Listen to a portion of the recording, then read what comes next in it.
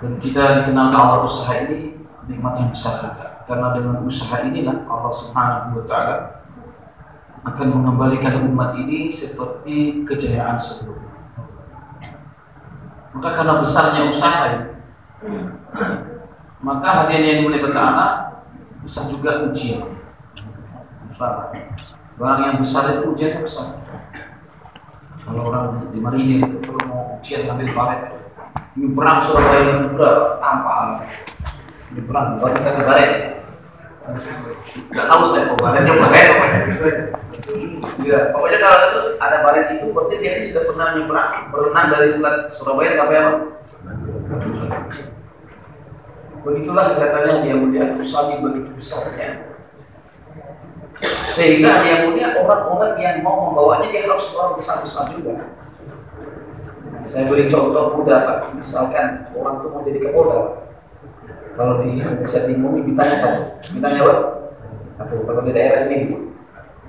Maka orang tadi dia nggak bisa Pak membawa Kapolda itu kalau cuma kombes.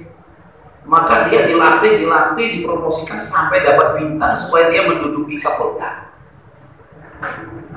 Jadi tingginya jabatan itu, kapasitas jabatan itu harus dipegang orang yang punya kapasitas bintang 1 misalnya atau bintang 2. Begitu juga dakwah ini dia begitu besar, begitu tingginya kerja umat ini, maka orang yang membawa kerja ini oleh Allah itu mau dididik, dilatih supaya dia punya kualitas bisa pantas untuk membawa dakwah di seluruh dunia. Kemarin saya dapat kabar dari anak saya katanya, di dalam dakwah ini jangan kita berpikir besar, jangan berpikir orang ikut saya. Tapi berpikir bagaimana saya buat kerja memantas-mantaskan diri saya supaya saya ini dijadikan Allah pantas untuk membawa orang besar-besar. Pantas saja. Maka dia itu dalam usaha ini, orang membawa usaha ini mempunyai kualiti yang tertentu supaya dia pantas untuk membuat dakwah di seluruh dunia. Katanya kemarin Mona Hari katanya dia di dalam setiap negara itu ada versi, ada matau. Atau misalnya Malaysia tinggi, Pakistan, misalkan Rupi, Bangladesh itu apa itu, Tata, Indonesia rupiah. Begitu juga tabligh ini ada yang tinggi sekali ada karansinya. Karansinya tabligh ini tawadu, kasih sayang ini karansi tabligh. Musyawarah ini karansi. Jadi kalau orang tabligh itu bekerja dengan musyawarah dan kasih sayang, lalu itu tabligh. Kalau dia jualan dengan karansi yang lain, nggak laku dia. Karena orang tahu, misalnya sekarang di sini di Bapak, di Indonesia, semua orang kampung tahu kalau mata uang kita rupiah. Rupiah. Jadi kalau mau belanja di Indonesia pakai apa? Rupiah. Kalau uang dolar harus ditukar apa? Rupiah. Begitu juga di dalam tabligh ini untuk membawa dakwah di kala kerja kerja besar, harus ada karansinya. Karansinya itu juga sejak dulu kata mana pada Bangalore itu. Tahu kasih saya musyawarah tabligh. Maka dia boleh untuk mendatangkan sifat-sifat ini supaya orang ini bisa membawa usaha dakwah ke seluruh dunia. Allah SWT memberi imtihan tarbiyah kepada saya. Dan tarbiyah yang paling besar kata dia pada saya. Tarbiyah dia sekian tahun banyak dari tabligh ini, hampir 100 tahun itu katanya tarbiyah yang terbesar. Mana Ibrahim mengatakan tarbiyah yang paling besar saat ini, dan tarbiyah pun ahwal itu mempunyai sifat kualitas itu dilihat ketika dalam khilaf. Maka dia boleh kemarin saya dengar juga katanya, umat ini memang ada semacam kualitas suka berselisih itu ada, tapi juga di balik itu ada sifat-sifat ketika di dalam berselisih khilaf. Maka dia juga alhamdulillah ternyata khilaf ini telah mengantarkan kita untuk mendapatkan sifat-sifat yang sebelumnya kita tidak bisa capai. Masya Allah. Kalau kata khilaf ini sifat itu tidak bisa dinaikkan, tidak bisa diawasi. Padahal dia itu dikatakan bahwa sesungguhnya mana saya dengar dari mana Ubaidillah itu tabligh itu tarbiyah. Orang dakwah tapi tidak mendapatkan tarbiyah, dia ini menjadi sebuah fitnah dari dalam. Tapi dia tidak dapat tarbiyah, maksudnya tidak dapat sifat-sifat itu. Maka tabligh ini bukan hancur dari luar, tapi tabligh ini hancur dari dalam. Orang-orang yang sudah mereka ini dikatakan orang tabligh, tapi tarbiyah dalam diri dia tidak. Karena nanti orang lama semua. Kadang-kadang kita melihat orang penanggung jawab, tapi tarbiyah dalam diri tidak muncul. Baik masyarakatnya, muamalahnya, kualitas sayangnya, masalahnya, banyak itu tidak nampak, tapi sudah terlanjur kesalahan besar dan orang bilang dia tanggung jawab saya. Maka dia melihat di dalam khilaf ini subhanallah, disitulah kita melihat tamhiz proses penggodokan dari penyaringan kata Pak Kiai tadi, siapa yang punya sifat-sifat yang tinggi dia akan bertahan. Kalau itu alhamdulillah ya. Kalau tapi panjang ini. Jadi hanya Allah Subhanahu wa taala. Jadi hanya dikatakan terbiah di dalam dakwah itu yang penting. Hanya Allah mengatakan di dalam dakwah ini semua keadaan-keadaan yang di luar dakwah, keputusan-keputusan pemerintah, harga-harga, takut banyak, takut sedikit, itu tidak ada kaitannya. Tapi di dalam dakwah ini kita share perhatian dia, buat kerja sampai dai itu melihat bagaimana hubungannya dengan Allah. Jadi dakwah ini, kami di sini katanya kami tidak pernah waktu ngajak orang terawih, ngajak orang tidak pernah. Karena ajakan dakwah kepada Allah tadi Allah terima sehingga seluruh dunia datang diri. Allah. Diri sebutin tidak pernah kita disebut. Orang disebutin itu tidak pernah nyuruh kamu untuk disebutin, nyuruh kamu kepada para ini tidak ada. Tapi orang disebutin itu hari-hari dakwah kebesaran Allah, sehingga dakwahnya orang kebesaran Allah disebutin itu Allah katakan orang yang disebutin. Begitu juga katanya, di mana saja ada orang buat usaha dakwah dan dia taruh hatinya hanya kepada Allah, maka Allah akan hantarkan orang untuk belajar usaha di tempat itu. Jadi hanya melihat usaha itulah jadi attraction. Usaha itu yang menarik orang, usaha dakwah itu sendiri. Maka hanya yang melihat kita buat usaha ini, kata mana tadi Jamil, dia bukan melihat apa yang terjadi di luar.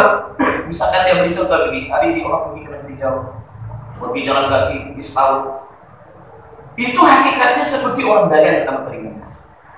Orang dagang di Amerika, orang dagang di Eropa itu dia bukan dari Amerika, tetapi yang dia pikir berapa keuntungan yang saya dapatkan ketika saya dagang di Amerika. Begitu juga kita dalam dakwah. Kita pergi ke Eropa, kita pergi ke Amerika, itu yang kita lihat berapa banyak penambahan sifat dalam diri kita. Maka itulah yang tidak datang itu dia dalam diri kita. Berapa banyak penambahan yakin, kasih sayang, mujahadah, korban, takwa dalam hati. Itulah menjadi asbab Allah Subhanahu wa taala memilih orang ini untuk membawa dakwah ke seluruh dunia. Jadi kita pergi ke seluruh dunia itu maksudnya supaya mendatangkan sifat tadi, supaya kita ini pantas dipilih Allah untuk membawa dakwah ke seluruh dunia. Dan hari yang mulia kita hanya dunia, orang yang buat kerja, mekus naik, kerja buat terus bilang saya tidak apa-apa, yang buat ini Allah. Maka orang itu dipilih oleh Allah sampai dia mati. Tapi kalau orang buat dakwah bilang saya sesuatu, maka akan Allah keluarkan dari orang tersebut. Dokter kemudian mengatakan orang yang mengatakan saya sesuatu ini akan keburukan. Saya sesuatu akan keburukan. Tapi kalau dia bebas dari saya tidak apa-apa, ini akan kebaikan. Nah jadi hati yang dimiliki Allah, usaha dakwah kita ini, usaha bagaimana membawa kita kepada Allah dan membawa orang lain kepada Allah Subhanahu wa taala. Maka apabila wujud-wujud sifat dalam diri kita, sifat yakin, sifat takwa, sabar, sayang pada umat itu, maka Allah Ta'ala pilih kita untuk bergerak walaupun satu orang. Jadi dalam kerja ini adalah bagaimana saya buat kerja supaya sifat dalam diri saya, kalau sifat ini ada Allah pilih saya, kalau Allah pilih saya, kita dapat, maka seluruh urusan inti selamat Allah aplikan semua. Tetapi kalau kamu tidak buat usaha ini, gerak dan menggerakkan umat ini untuk Islam diri kamu, maka usaha tabligh akan menjadi usaha khat dan imarat, bukan alif ain. Apabila orang itu tidak buat kerja dengan cara yang betul, gerak dan menggerakkan dengan sifat tadi yang maka usaha berubah menjadi usaha atas tulisan dan usaha atas bangun-membangun, pasti akan menghancurkan. Maka kata dia sahabat yang mulia, buat usaha gerak dan gerakan jemaah di seluruh dunia untuk mengisahkan diri berkah hati kepada Allah. Maka apabila usaha itu gerak dan menggerakkan terus jemaah di seluruh dunia, maka selamatlah kita daripada usaha tulis-menulis ini dan bangun-membangun. Kemudian Abdul Khalid memberitahu hadisah ini semua orang keluar direlin kosong. Kata hadisah yang ada itu yang musalah, yang ada saja cara ini keluarkan semua. Maka dia mulia mengeluarkan jamaah itulah bisa kita, kerja kita, gerak dan menggerakkan jamaah itu seluruh dunia ini dengan sifat-sifat alam. Kemudian yang kedua dengan musyawarah tadi sama dia. Dulu kata Haji Sab, kami di Nizamuddin tahun awal usaha saya sering ke masjid kami delegasi. Di situ ada mufti terkenal, Mufti Syafiuddin. Saya pergi situ. Saya lain mufti, saya ajak mufti, akhirnya saya ajak ke Nizamuddin. Akhirnya kami gerakan malah dia pergi bergerak. Malah Manzur Nu'mani dia datang ke Nizamuddin. Maulana Ilyas berjalan jauh di tempat masjid yang lain. Maka mana Mansur bin Abi datang ke saya di sana, kemudian digerakkan. Kami juga pergi di Madinah, saya kemudian mana Zubair, saya berhadis mana Zakaria. Maka saya bilang sama Zubair, beritahu kepada Syekh Hadis mana Zakaria, kalau dia ingin akhirat datang ke Masjid Nur, markas di samping Masjid Nabawi, dekat sekali kata Raja Ibrahim. Nanti baru kita ke Rasulullah SAW. Maka hanya diwakilkan pada saat Maulana Zakaria datang, dilihatnya dia enggak ada. Setelah itu ketemu, dia ada di Masjid Nabawi. Kata Maulana, kata Mufti, kata Syekh Hadis, kamu ini pergi saya dulu ke Masjid Nur. Nanti baru kita ke Raudhah, sekarang kamu pergi ke Masjid Nabawi. Kata Haji Ibrahim, saya tadi lagi jauh lah. Karena jauh saya sholat. Nah di sini dari 3 cerita yang dia melihat, kata Haji Ibrahim, usaha dakwah di usaha gerak menggerakkan umat ini. Kita bergerak dan menggerakkan umat. Kita tidak duduk di Nizamuddin itu untuk duduk di Nizamuddin. Kami tidak ada niat untuk duduk di Nizamuddin di Nizamuddin. Kami duduk di Nizamuddin itu untuk menggerakkan orang dari sini. Begitu ya kami duduk di ini. Kami duduk di sini bukan duduk di sini, tapi bergerak dan menggerakkan. Sehingga asbab gerak dan menggerakkan itu Allah sebarkan hidayah seluruh dunia bergerak menggerakkan jemaah. Maka apabila kamu berusaha seperti itu, bergerak dan menggerakkan Nabi mulia, maka insya Allah maka hak akan tersebut sudah batil akan hancur dan batil, tidak ada kesempatan untuk menghancurkan kita. Tetapi apabila kamu mulai duduk di sini, untuk duduk di sini, maka kamu akan pikir tulis-menulis, khutut, khat, bangun-membangun, maka kamu akan dihancurkan oleh ahli batil. Maka dari itu katanya dia gerak dan menggerakkan. Jangan ada pikir untuk duduk di markas, untuk duduk, tapi duduk di markas, menggerak dan menggerakkan orang. Hari-hari orang yang ada di markas ini digerakkan. Dulu dia melihat katanya juga kami di Nizamuddin itu. Duduk di Nizamuddin itu nggak ada makanan, sampai sikit sampai tidur kan. Bekerja bagaimana? Tapi alhamdulillah sebab para pengorbanan orang-orang di Nizamuddin kemudian direwin kata ini yang dia katanya dia seluruh dunia usahakan terbentuk, dunia seluruh alam berkembang, umat bersatu di seluruh dunia, dan kemudian level kerja kayak begini. Oleh karena itu dia pesan sama kita yang hadir, sampaikan salam ke Indonesia dan beritahu orang Indonesia atas apa yang saya nasihatkan ini, usaha tabligh itu usaha kerak menggerakkan. Semua bersedia ya Pak? Jangan ada kita duduk di tempatnya. Duduk itu bukan mizannya umat. Duduk ini mizannya al-hadi'an. Duduk umat itu gerak menggerakkan orang. Bergerak dan menggerakkan orang. Dengan gerak menggerakkan ini barulah suasana mahal akan selesai semuanya masalah di seluruh dunia. Kemudian yang kedua, yang mudah Haji Sal mengatakan kita ini buat usaha dengan bermusyawarah. Dulu katanya kami dulu zaman Sayyid Yusuf rahmatullah alaih tidak akan mulai musyawarah kecuali kami. Dan itu yang menulis kami. Dan apabila ada masalah di Nizamuddin, semua seluruh dunia musyawarah, maka apa hal-hal yang perlu dibicarakan dengan 3 negara India, Pakistan, Bangladesh, maka mereka mengirim kopi ke masalah, kemudian dikirim ke Rewin, dikirim ke Qatar, dikirim ke Medina. Sehingga nanti masalah-masalah seluruh dunia ini kita akan bahas ketika istimewa Rewin, ketika istimewa Qatar, atau safar basaih atau musim haji. Sehingga seluruh masalah di seluruh dunia ini dipikir sama-sama, dimusyawarahkan sama-sama, diputuskan sama-sama, sehingga dengan asbab cara seperti itu 3 negara ini, India, Pakistan, Bangladesh, tertib yang sama, sehingga mereka 3 negara ini sarana terbiasa seluruh dunia, sehingga kita lihat seluruh dunia ini sama tertibnya. Kenapa? Karena kesatuan hati, kesatuan pikir 3 negara ini. Maka dia yang melihat Allah Ta'ala asasnya di musyawarah. Maka musyawarah ini menjadi asas kita hanya melihat. Maka kalau buat dengan musyawarah, maka satu hati, satu fikir, kerja dakwah satu tertib, sehingga kerja dakwah di seluruh dunia bersatu hati, tidak ada masalah. Kenapa? Semua masalah-masalah yang ada di Nizamuddin dimusyawarahkan dengan orang-orang tua yang lain. Maka begitu juga kita, apabila kita ikut bermusyawarah, maka bisa mengatakan apa yang saya musyawarahkan di tahun 2015 itu dengan semua orang yang terbaik daripada seluruh negara ini, maka kamu ikuti itu. Kata hadis, apa yang sudah kami musyawarahkan itu kamu ikuti, dan apa yang tidak dimusyawarahkan dengan para masyayikh yang tua-tua ini tidak akan berjalan. Tapi apa yang berjalan, apa yang sudah dibuat ini musyawarahkan kesepakatan kita bersama-sama. Maka oleh karena itu hanya yang mulia, usaha kita yang kedua bermusyawarah dengan orang-orang lama. Semua bersedia kalau Insyaallah. Kemudian hanya yang mulia yang ketiga, saya bisa mengatakan dakwah sedegi islam ko sedegi islam ki azmat cukup dia. Tabligh itu sederhana menutupi kebesarannya. Jadi tabligh itu begitu besar tapi ditutupi dengan kesederhanaannya. Maka semakin sedikit, semakin sederhana, bikinlah kata Haji usaha sesederhana mungkin sehingga semua orang boleh buat usaha. Tukang beca, tukang siri, tukang teh, tukang petani, semua buat usaha. Dulu kata Haji Abdullah, kami yang pertama kali menulis kami laporan Hadraji Ambasan. Hadraji ini yang aktif, ini tidak aktif, ini azaimnya. Kata Hadri, cordo, tinggalkan itu. Itu usaha orang pintar nulis. Tabligh itu kebanyakan tidak bisa nulis.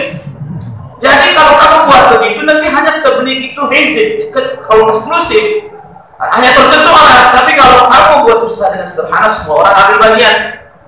Tadi Anda katanya itu yang dulu kami dilarang, sekarang itu yang kamu buat katanya. Itu yang kamu larang ke kamu. Jadi dalam usaha dakwah ini sederhana, mudah, bikin mudah dalam usaha sehingga usaha jadi umumiyat. Semua orang boleh buat ini kerja karena dengan kesederhanaan. Dulu katanya, itulah orang-orang mewah kita skill ada Syekh rahmatullah alaih. Kata Syekh tabligh. Orang mewah itu kata saya bilang khair, dia bilang tabligh. Tabligh Maulana. Dia bilang saya nggak bisa, saya sudah 70 tahun, 60 tahun nggak bisa kalimat itu apa saya tabligh Maulana. Kata Maulana dia, ya itu kamu ucap cuma kamu tambah. Kamu jauhlah dari toko ke toko, pasar ke pasar itu beritahu Tuhan kasihanilah saya 70 tahun nggak bisa kalimat, jangan jadi seperti saya, tolong kasihani saya, ajari saya kalimat. Itu dakwahnya orang mewah pertama kali. Masya Allah. Maka dia bergerak. Sekarang tidak ada negeri yang tidak dikirim oleh orang mewah. Jadi kesederhanaan itu sebenarnya asas dakwah kita. Kemudian kata Haji Abdullah ini orang Posto ini, dulu saya ajak dakwah ya. Dalam bahasa Posto dia bilang nafui, maksudnya saya nggak bisa apa-apa. Katanya Haji Yusuf ya tidak apa-apa itulah kamu keluar. Sehingga dengan tidak bisa apa-apa itu dia keluar sejak maka itu rewel penuh orang Posto semuanya Pak. Nah jadi hanya yang mulia usaha dakwah kita ini sederhana, mudah, ringan, semua orang boleh buat. Maka apabila kamu buat usaha itu menjadikan asas dakwah untuk menggerakkan orang, kemudian dengan bermusyawarah, kemudian dengan gerak dengan musyawarah dengan kasih sayang, insya Allah usaha dakwah akan berkembang seluruh dunia. Insya Allah semua mesti ya, maka ini asas ini nggak boleh lupa kata aja. Gerak menggerakkan, musyawarah, sedih. Kemudian dalam bergerak itu ada sifat-sifat tawadhu katanya dia. Sifat tawadhu. Orang yang dalam tabligh ini merasa dia bisa, maka dia akan dikeluarkan Allah. Maka selalu kata mengikut sendiri di rewit ini dan dengar dari mukif itu rewit barang benar coba benar di rewit ini jangan kamu ingin jadi orang besar, jadi orang kecil. Ini tempat kecil tadi karena semua orang merasa kecil jadi cukup katanya. Tapi kalau orang merasa besar satu buka yang luas itu dua aja nggak cukup katanya. Jadi dia kalau sudah ada orang merasa besar barulah timbul pertikaian. Pertikaian itu karena apa? Dalam hati ada sesuatu pasang keras kita menaikkan itu. Maka inilah yang menyebabkan pertikaian di tengah umat ini ada orang yang ingin besar. Maka jangan ingin besar kamu di sini. Contoh mana? Kamu harus merasa orang kecil dalam tabligh. Mekusnyo, saya tidak punya apa-apa, saya tidak bisa apa-apa. Maka di dalam dakwah ini merasa saya kecil, saya tidak paham. Maka kalau sifat itu adanya tawadhu ini currency. Maka kalau kita dalam dakwah yang jelas saya tidak ngerti, saya tidak tahu, saya notis, saya tidak apa, maka timbul kasih sayang orang kecil itu kalau kempeleng tidak malam ya Pak. Ya Pak. Gitu Pak, pulau peluru tinggi kayak ayam perempuan tuh. Ayam perempuan gara-gara itu tidak ada musuhnya. Ayam betina tuh. Ayam betina tuh tidak ada musuhnya dia. Ya nggak? Dia karena dia pada jalannya mirip-mirip, tapi semua yang kenal sama dia. Ya Pak, tapi ayam jago. Datang lawan. Jadi dia udah dalam aplikasinya tawadhu sederhana. Itu tak bisa Pak, tak bisa. Sampai bawa tabligh tanpa kesederhanaan, tanpa tawadhu setahun 2 tahun bisa. Yang lain minggat Pak. Betul Pak, tak tahan kalaupun diperintah itu Pak. Tak tahan dia. Ini misalnya dakwah. Maka ini kita akan orang tua kita itu tabligh itu sederhana, mudah, bikin sedemikian tawadhu ini. Kemarin hadiah yang mulia kalau salah kita kedua merasa kita tidak tahu ini tadi komunikasi besar sama saya. Ada orang itu ditanya, ada orang yang makan halwa. Bagus halwanya. Dia bilang sama yang punya, Pak tolong saya ajari istri saya. Itu apa? Bikin apa? Halwa. Iya, istrinya datang. Bu, panasin air, saya sudah tahu. Bu, ini masukkan gandum putar, saya sudah tahu. Bu, setelah ini kasih gula, saya sudah tahu. Besok hari bikin halwa. Tapi halwanya lain, halwanya kayak suka. Wih, kecewa sekali itu suaminya. Biar, kamu gimana? Istri saya diajari apa? Iya, istri saya itu sudah ngajari istri kamu. Cuma istri kamu setiap diajari dia bilang saya sudah tahu. Jadi saya sudah tahu. Jadi katanya Masya itu orang yang merasa saya sudah tahu itu saya tidak tahu, dia tidak tahu. Jadi orang yang merasa dia tahu dia tidak tahu. Orang yang merasa besar dia kecil. Maka dalam dakwah ini kita merasa tidak tahu supaya Allah bukakan kepahaman terus, merasa tolak. Orang kalau sudah merasa tahu itu tidak diajar insya Allah. Ini anak kita diangkat semen, diangkat sama dia. Tapi kalau dia bilang Pak, tidak kuat ini bantu. Jadi di dalam dakwah ini merasa tidak tahu supaya Allah beri terus apa yang kita tidak tahu, merasa kecil supaya Allah besarkan kita hanya melihat.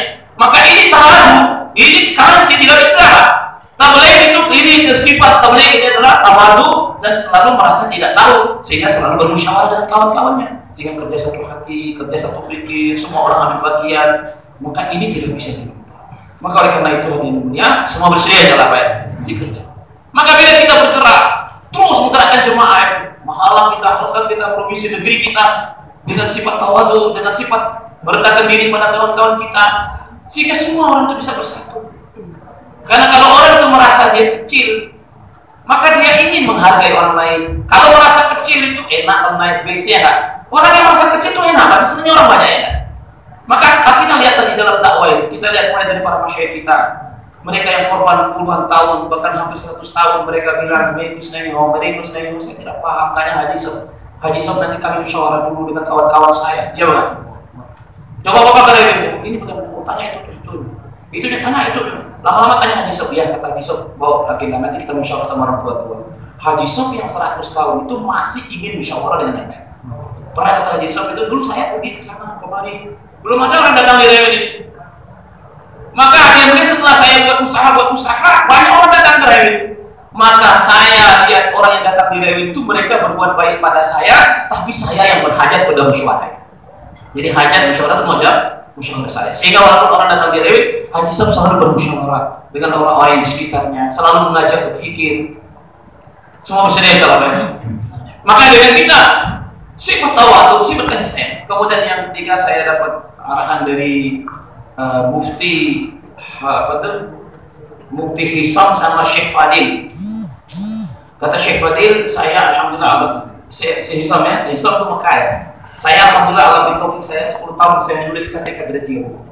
Jadi seluruh surat yang dikirim ke seluruh dunia yang berbahasa Arab itu saya yang mengarabkan dari Urdunya. Jadi saya yang apa? Pasti kalau ada apa-apa. Satu saat ada pertanyaan dari Misr. Ini masalah masail.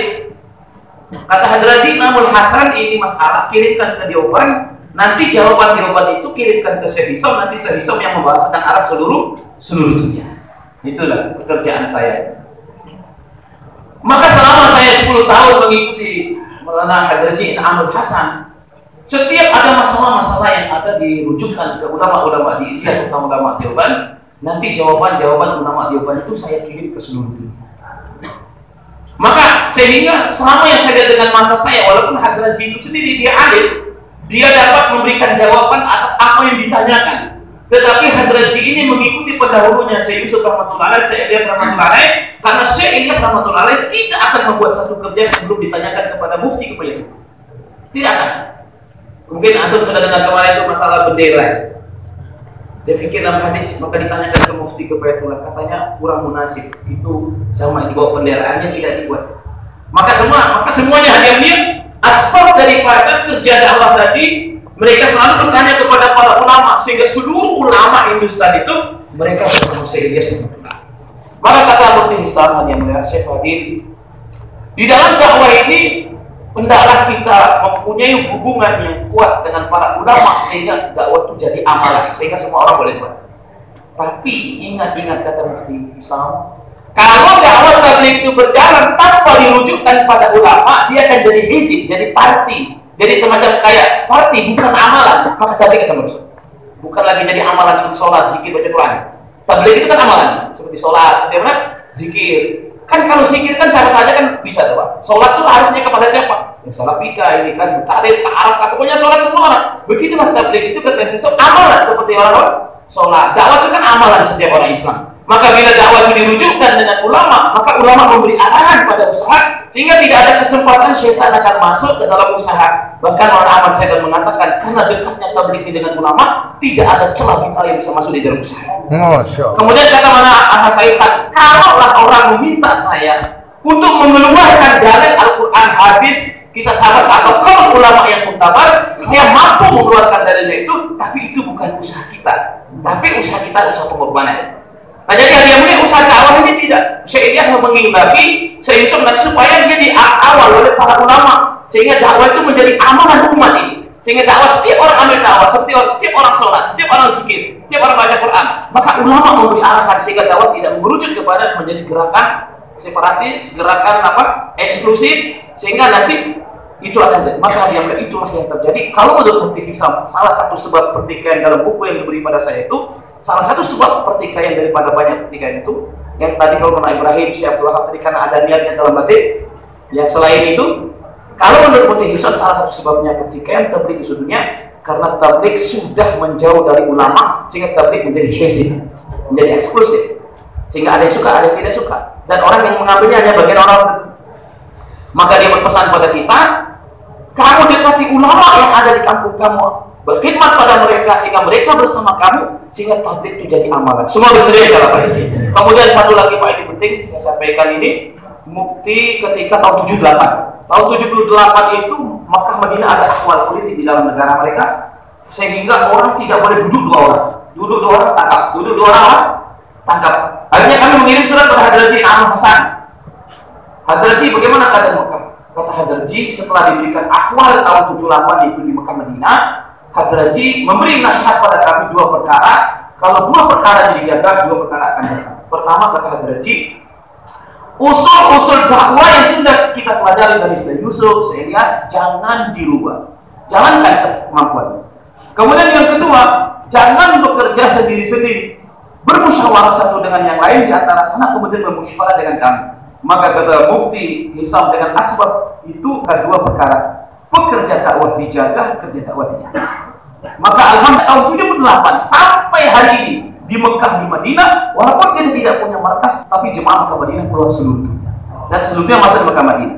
Maka dia berpesan kita dalam khilaf ini hanya dia, maka kita terus jaga usul-usul dakwah itu, pahami, ajarkan, dakwakan, kemudian kita jangan sekali-kali buat usaha tanpa bermusyawarah dengan teman-teman yang lain. Semua bersedia ya. Insyaallah. Kemudian ada satu lagi pesan beliau ketika itu mana saat lagi musim haji.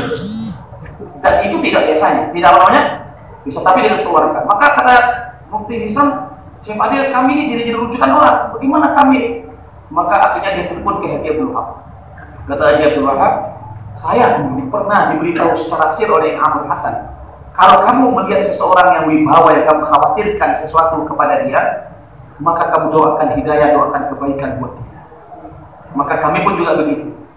Dengan kamu mendoakan orang yang kamu khawatirkan tadi, orang itu kalau kamu doakan yang baik-baik, maka orang itu diikhlaskan oleh Allah. Kalau tidak, kamu akan dijaga dan dikabulkan. Maka beliau mengarahkan kita mendoakan kawan-kawan kita doakan semuanya yang baik-baik. Semua bersedia dalam ini. Dan doakan baik. Kemudian Syarif Jamil juga memberikan sedikit arahan pada kita, Pak, kepada kita. Ketika di Semarang dia membaca hadis yang Anas bin Qadir ta'an tusriya atau tumsiha laysa fi qalbika ghislun li ahadin fa'al dzalika min sunnati. Wahai Anas, kalau kamu bisa pagi petang dalam hatimu tidak ada kebencian kepada seseorang pun, lakukan itu, itulah sunnah. Maka kata orang dari Jamil, sunnah itu tidak hanya sunnah, tidak hanya gamis, tapi sunnah yang sangat penting di dalam dakwah, apalagi dalam kondisi seperti ini. Jangan ada dalam hati kita kebencian seseorang pun di dalam sana. Jangan ada ghis, jangan ada intiqam. Tidak ada perasaan benci, tidak ada perasaan membalas dendam. Dia menceritakan seseorang, yang punya seorang laki-laki berbicara di depan Ijaz Ismail dengan Umayyah. Kata seseorang tadi, pemuda tadi laki-laki, kalau seandainya saya, anak saya ini masih tidak kecil, kalau tidak ada utang saya bunuh Muhammad. Kemudian Umayyah mendengar, betul, kamu mau bunuh ya? Sekarang anak kamu saya tanggung, utang kamu saya bayar, kamu bunuh Muhammad. Maka dia datang mencari Rasulullah SAW dengan membawa pedang yang ujungnya dikasih racun. Maka datang Abu Umar melihat, ini orang pasti niat celaka yang tahan dia. Kata Nabi SAW, jangan, biarkan masuk. Tapi dia bawa pedang ya Rasul, bawa masuk. Maka Umar menjaga terus. Maka setelah dia datang, Rasul mengucapkan kepada dia, apa kabar begitu? Kata Nabi, kamu kan ngomong-ngomong sama Umayyah ya di Ijaz Ismail, kamu mau bunuh saya. Tapi karena anak masih kecil, kamu banyak, kamu nggak berani. Akhirnya Umayyah jamin kamu, anak kamu dibayar. Terus dia tanya, apa ya Rasulullah? Tidak oleh masuk Islam. Jadi Nabi itu katanya punya hati itu ingin hidayat orang yang mau bunuh dia. Dia sudah tahu dia mau bunuh. Kalau kita ayo ilah. Nah, dia sudah tahu beri kabar bahwa dia akan membunuh Nabi SAW. Begitu hati Nabi kata mencari jemaah, hatinya itu bebas dari rasa apa? Rasa kebencian. Maka di dalam dakwah ini di samping sifat tawadhu tadi karensinya hatinya itu sayang, yuridu khair, menginginkan kebaikan pada semua orang yang dia. Kalau dulu khilaf kita ikram-ikraman karbon wajar. Kalau sekarang ikram karbon, itu baru beginilah. Ini sekarang ini kata Maulana ini melihat akhlak sekarang. Kalau kemarin itu belum jelas akhlaknya yang mana ini. Kalau sekarang baru itu akhlak kelihatan. Dia apa kira-kira? Nah inilah kita ujian kita ini untuk mendatangkan akhlak itu ya begitu. Saya ingat sekali pakai dulu bayar pakai riset. Kalau mau sabar tuh kumpul orang yang tidak sabar katanya. Kalau mau sabar apa? Kumpul orang yang tidak sabar. Kalau musibah kasih sayang tuh kumpul orang yang suka marahin kita, yang musir kita. Itu. Di situ sifat ini terbentuk dengan cara kita bergerak terus dengan penuh kasih sayang. Jangan ada dalam hati kita apa? Kebencian. Jangan ada dalam hati kita ini susah orang lain susah. Kita lihat susah orang lain itu susah, senang dan susah.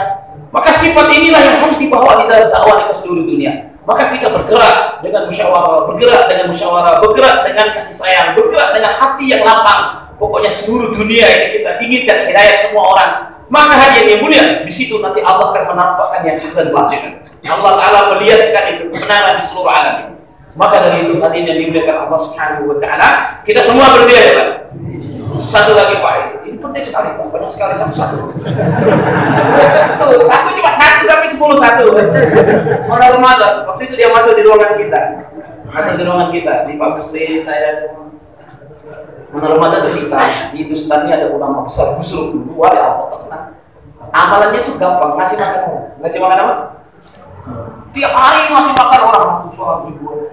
Satu saat wali Allah Ta'ala ini hadirin habis duitnya, akhirnya dia pinjam, akhirnya utang. Akhirnya apa? Utang. Setelah utang, kasih makan lagi. Tiba-tiba sakit ini Maulana, busuk gitu. Karena dengar dia sakit, orang yang utang datang semua. Nanti kalau mati nggak bisa nanti. Wah nanti semua apa datang lagi utang, datang lagi apa? Akhirnya dia malah tenang aja. Bisa karo sambil nunggu pertolongan Allah. Bisa karo nggak datang terus takut kan kalau datang Allah sudah bisa karo bukan boleh BC loh. Bisa karo tapi kalau lama lagi pasti dulu tuh ya cari lagi. Tiba-tiba ada orang jual harwa, anak kecil. Dia di peristakan sering anak-anak yang jual harwa itu. Manisan. Sini. Saya beli. Terus bagikan sama tamu-tamu saya yang banyak. Akhirnya dibagi. Tabik lagi, bisa taruh lagi. Anaknya nunggu juga. Kok Sulaiman taruh di bawah anaknya? Belum bayar. Akhirnya dia nangis. Maulana, itu duit taruhannya banyak. Ibu saya sakit. Saya mau beli obat Maulana. Tiba-tiba ada orang datang bawa uang tak resek banyak Pak. Kemudian wah dibagi, dibayar. Setelah dibayar kata Maulana, kamu ini dari tadi nunggu nuntut tok. Tapi ini anak nuntut hanya sambil tangisan, karena tangisan anak tadi sehingga Allah kasih saya uang banyak. Katanya Maulana memang orang tabligh itu banyak. Orang yang nangis yang murah sekarang. Insya Allah di Jogja, di mana dulu, ya Allah, malah tangisan semua punya markas Indonesia ini. Kenapa? Karena orangnya sedikit, melarang dipikiri kan nggak punya apa dulu itu. Menurut suruh jamaah sendiri, ngambil sendiri, masak sendiri, lapor orangnya, dipanggil lagi setelah jamaah datang. Sehingga kalau malam itu nangis Pak. Jemaah datang di mana? Nanti jemputnya siapa? Kasih makan siapa? Koramil siapa? Membeli siapa? Menangis. Sehingga dakwah itu jadi hebat, berkembang. Tapi lama-lama jadi busuk, kurang tangisannya Pak. Malah Pak kasih malaikat heran, cahaya naik ke atas langit, ternyata cahaya handphone Pak. Malaikatnya heran, punya zaman sekarang ini orang-orang lama, malam hari itu Pak, cahaya nurnya, cahaya tahajud. Bisa Bapak ya? Ini Pak, kurangnya kita ditangiskan kepada Allah ini. Katanya masyarakat kita balak di atas langit ini berkejaran dengan doa-doanya dari Allah. Maka kurangnya doa, kurangnya air mata, kurangnya tangisan dan kabalah di seluruh alam. Astagfirullah. Maka benar Ramadan pesan pada saya, pada kita semuanya, pada syura kita, maka kita kembalikan wisata itu suka menangis. Suka menangis. Baka itu, inna awal dari dan tadi, kata itu ada yang menafsirkan baka itu baka, menangis. Jadi Mekah itu tempat 124.000 menangis para Nabi alaihi salam. Kalau di markas kita ini banyak orang menangis, Pak, insya Allah selesai masalah di seluruh dunia. Tapi hari ini termasuk saya juga, Pak, berat sekali itu menetes air mata satu tetes itu sudah sulit, Pak. Sulit sekali karena sudah banyak mobil, banyak motor, banyak kabel, dikunci Pak, apa Pak, ya. Ya enggak, saya kalau sampai nggak ada. Dulu saya lihat tuh kalau ngirim jemaah apa katanya, dia kalau ngirim jemaah 3 hari nggak bisa tidur saya lihat sebelum jemaah 3 hari itu pulang, Pak. Sehingga jemaahnya 3 hari buka 1000 orang masuk Islam. Kata dia bilang, dulu jemaah 3 hari zaman dulu katanya. Karena risau pikir itu kalau dia jualan di toko itu satu toko kampung itu tutup tak dengan bayar negeri. Karena yang ngirimnya nangis. Karena jemaah yang ngirim selesai main hidayah boleh diolah dulu, Pak. Jadi jemaah nggak dipikir lagi. Nanti kalau jemaah ditangkap Quran boleh didatangi, Pak. Jemaah tangkap Quran ya. Jadi kita sekarang kerisauan fikir ini sudah sangat melemah, Pak. Maka dari karena itu katanya malam Ramadan, maka kita buat dakwah ini dengan kasih sayang, dengan air mata yang banyak, menangis pada Allah, meminta kepada Allah. Siang hari dakwah, malam hari menangis. Tangisan ini yang perlu dilatih lagi, Pak. Walaupun nggak bisa, pulang orang nangis, semua bisa dilakukan. Tapi sekarang kalau nangis yakin mudah semuanya, karena kepepet. Orang tuh kalau kepepet walinya keluar. Kalau bahasa marahnya ke rumah. Kalau wali nggak keramat jadi keramat. Kalau sudah ke rumah hilang keramat. Ya kan? Karena ini sulit sekali, Pak. Saya termasuk. Tapi dengan asbab khilaf ini saya bisa menangis, Pak. Karena menangis dewi ya benarnya, Pak. Dulu kata foto yang tadinya tangannya dicium bola balik, sekarang diusir-usir itu. Ya Allah, kasihanlah saya. Turunlah saya sendiri. Teman-teman aku semua dekat sama aku dipecat semua kalau ketemu saya ini. Pertama kali, Pak. Tapi saya merasakan betul-betul bisa menangis seperti awal-awal jadi dulu. Sebelum khilaf ini saya sulit sekali. Kenapa aja saya nangis itu susah ya? Karena fasilitas banyak kan, orang memuliakan di mana-mana, laklok jam tangan kan. Sekarang datang diusiri, ya Allah yang usiri yang kemarin saya tasiri ya Allah. Bisanya, kalau menurut akal kok apa namanya? Kok bisanya dia bicara begitu itu?